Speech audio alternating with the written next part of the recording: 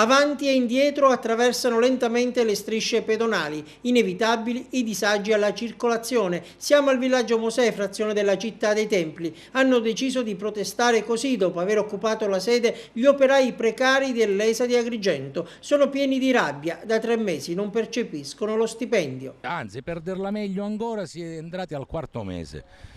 E il problema grave è che c'è il paradosso, che se da un lato ci dicono che ci sono le disponibilità, dall'altro non vengono liquidate queste indennità mensili.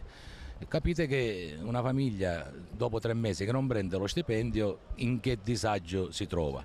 Qui si sta creando in effetti una situazione assurda, dove da un lato assistiamo a stipendi faraonici, ma poi alla fine chi ne paga lo scotto e le conseguenze sembra l'anello più debole della catena. I precari dell'ente sviluppo agricolo nell'Agrigentino sono 250, ma stamattina solo una parte è rimasta sul luogo della protesta. Gli altri hanno preferito non essere in prima linea e proprio a loro è destinato questo messaggio. Vogliamo fare un saluto particolare ai nostri colleghi che a mezzogiorno si siederanno a pranzo.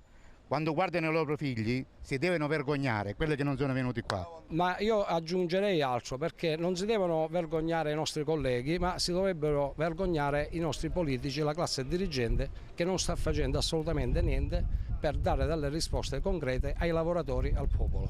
Avete da fare un appello alla politica agrigentina? Certo abbiamo un appello da fare, perché se non ci risolvono questa situazione non votiamo nessuno.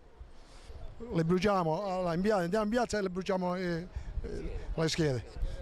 Questo se lo devono mettere tutte in testa.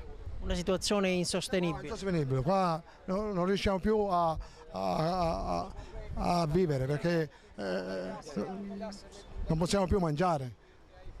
Noi non possiamo più mangiare e loro rubano quello che fanno.